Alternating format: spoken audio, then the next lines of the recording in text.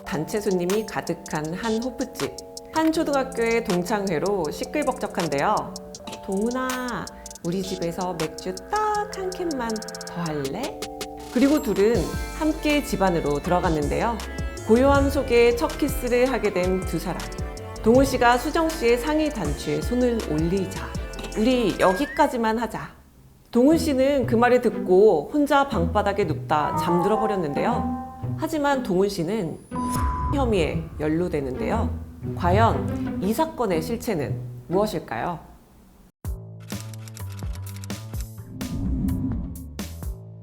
안녕하세요.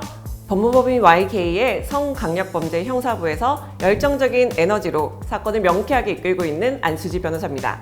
저희 성강력범죄 형사부는요, 보이스피싱, 마약, 성범죄 등, 그리고 최근에는 피해자들을 대리하는 사건들이 매우 늘어나고 있습니다.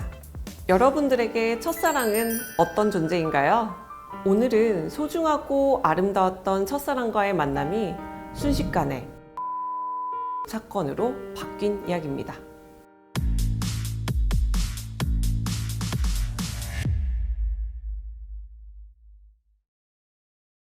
시끌벅적 단체 손님이 가득한 한 호프집. 지금 이곳은 한 초등학교의 동창회로 시끌벅적한데요. 동훈 씨와 수정 씨, 그리고 친구들은 어린 시절 좋아하던 가수 얘기로 시간 가는 줄 모릅니다. 야, 안 되겠다. 지금 당장 노래방 고고! 노래방에서 한참 추억의 노래를 부르고 나온 수정 씨는 동훈 씨에게 이렇게 말했습니다. 동훈아, 우리 집에서 맥주 딱 한 캔만 더 할래?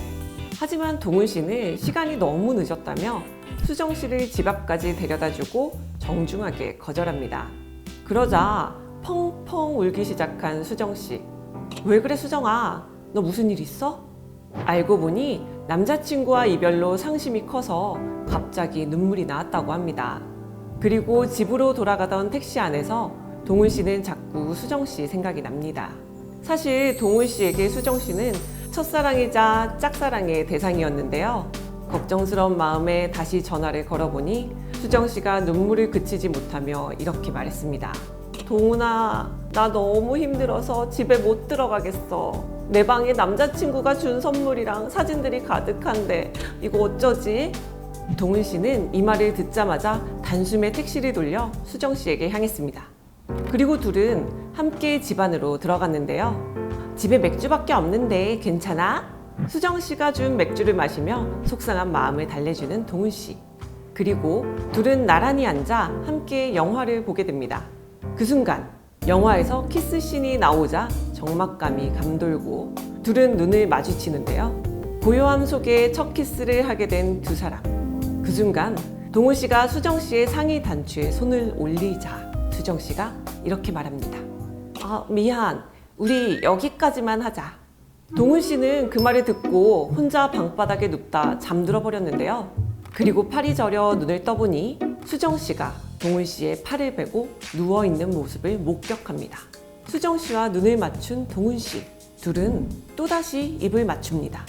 동훈 씨는 수정 씨가 더 깊은 스킨십도 동의한다는 생각이 들었고 그녀의 허리로 손을 가져가려는 그 순간 수정 씨는 다시 한번 거부 의사를 밝혔습니다. 그리고 다음날 두 사람은 각자 조용히 잠든 후 눈을 뜹니다.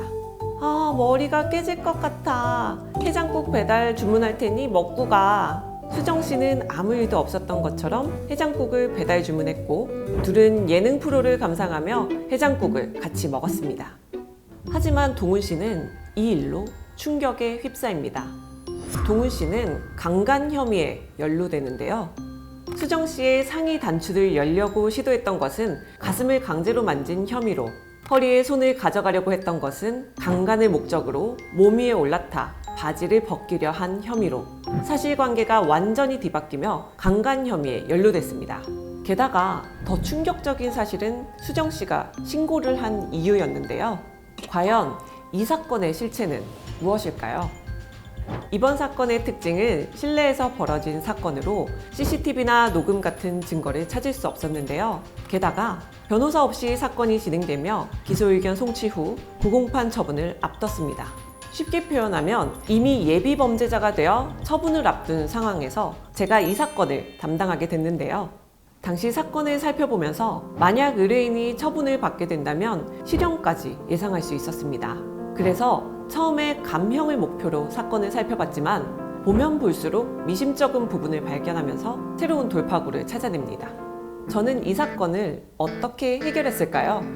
첫 번째, 의뢰인의 한국어 실력을 참고해서 진술을 준비했습니다. 동은 씨는 변호인 없이 홀로 경찰 진술에 참여했는데요. 이 과정에서 했던 진술들이 거짓말처럼 진술 모순이 상당했습니다.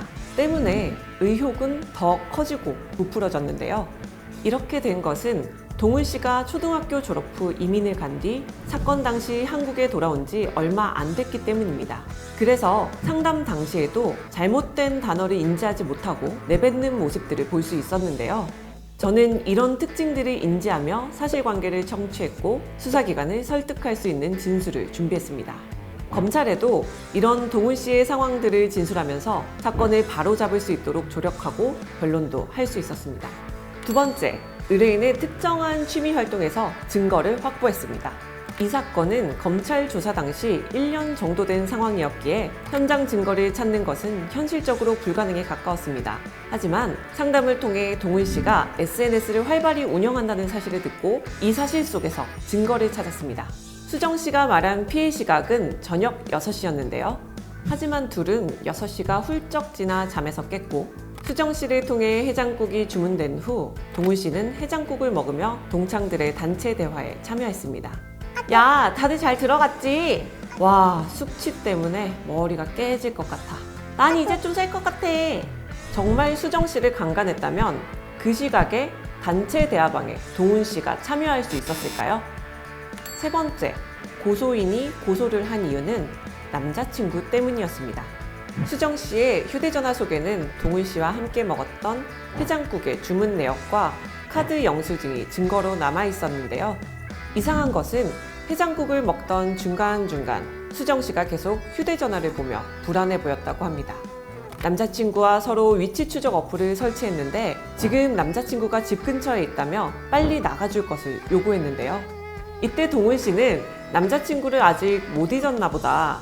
어서 자리를 비켜줘야겠다는 생각에 급히 집으로 떠났습니다. 저는 이런 상황을 듣게 되자 동은 씨가 떠난 후 수정 씨의 방에 남자친구가 와서 먹다 남은 해장국 2그릇을 발견했을 거라는 예측을 했습니다. 그리고 검찰에 추가 조사를 요청하자 바로 진실이 드러났습니다. 남자친구와 헤어졌다던 수정 씨는 사실을 확인하니 남자친구와 헤어지지 않았습니다. 게다가 남자친구는 수정 씨의 집으로 향할 때 처음 본 남자가 여자친구의 집에서 나왔고 집안에 먹다 남은 해장국 2그릇을 보자 의심했습니다. 수정 씨는 이 상황을 피하기 위해 강간미수의 피해를 호소하며 고소를 했던 것입니다. 정말 어처구니 없는 이유로 성범죄자가 될 뻔한 의뢰인. 이 사건은 혐의 없음으로 불기소됐습니다. 성범죄는 내가 죄를 짓지 않았음에도 그 혐의에 연루되는 것만으로도 일상이 무너지기 시작합니다.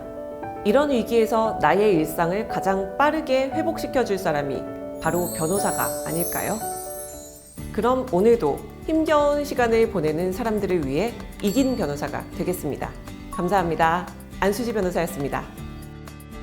재미있게 즐길수록 약이 되는 리걸 엔터 채널 법률약은 유튜브, 팟빵, 네이버 TV에서 만나보실 수 있습니다.